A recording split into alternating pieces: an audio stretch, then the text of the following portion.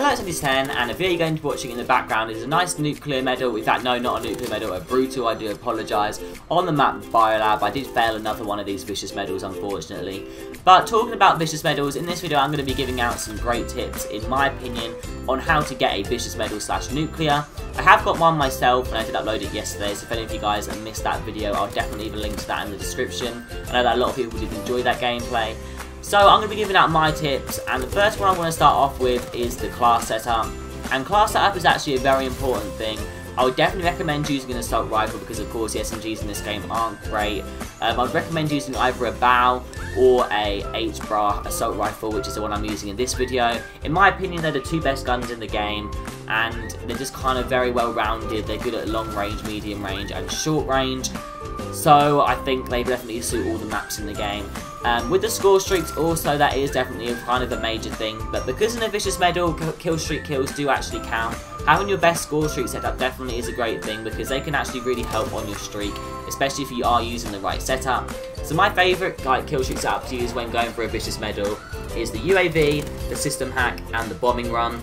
This is a really good set of kill streaks because none of them are actually controllable. They're all ones that you can just quickly call in, they go into the map, they get you a few kills, you can quickly move on again.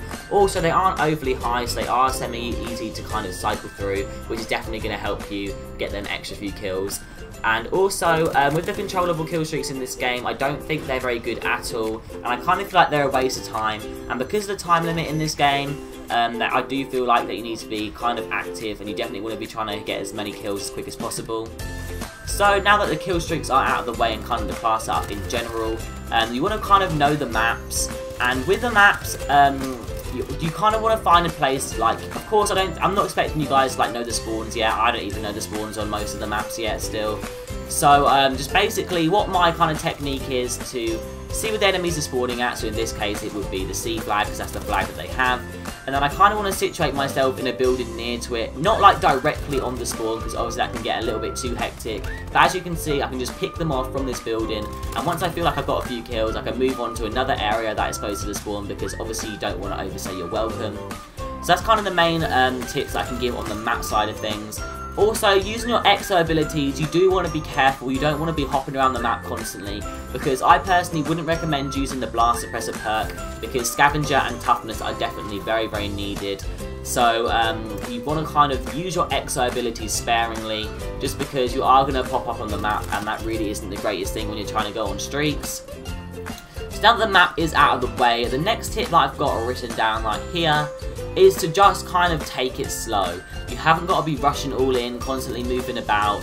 You just need to take it slow, think of your next moves, and make sure you aren't doing anything stupid. Because as you can see, after a while it can get really tempting just to run straight into the spawn because you know where the enemies are going to be coming from. But you have got to play it safe, and always make sure you're looking at the round timer, because if the round switches, you don't really want to be calling in a kill streak, and you don't really want to be in an area where you think that an enemy can kill you. So if I know that the round is going to end, I'll kind of back off a bit and just hide for the last 5 seconds. But I also will be ready. Don't just hide a corner or something. You always want to be ready just in case you can pick up that final kill and you're in a good position to do so. Also, when the round does switch, you have got to be really careful when the next round starts, because obviously the enemies aren't going to be trapped in their spawn anymore, and you kind of both have an equal chance of spawn rushing into each other and dying. So you definitely got to be careful in your next spawn rush, especially if you are getting close to that vicious medal. So what I do if I'm getting close, I kind of do what I'm doing right here. I kind of sit back. I know that the enemies are going to be pushing towards my spawn because that's just that's the only place they have left to go if they both start off at the same time. So you kind of want to be doing what I'm doing, just staying back until you can kind of get them pushed back into the spawn a bit, and then you can move back into the other tips that I've been giving you, just keeping near the spawn and trying to keep them locked down in the back of their spawn because you don't really want them to get all around the map because they could be shooting you in the back and stuff like that. So that is pretty much my main tips on how to get a vicious medal. And they may not be the greatest of tips, but they are really the only ones that really are relevant.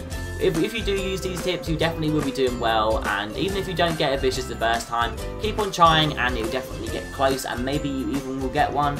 Also, I am using some different background music in this video, maybe, I'm not too sure. I've got some, I'm listening to some right now, and I'm going to try and put some in, but I'm not really liking them so far. It is really hard to find any background music, I think that lots of YouTubers will tell you that it's very time consuming and you've got to listen through like loads of songs until you find one that you think suits your videos.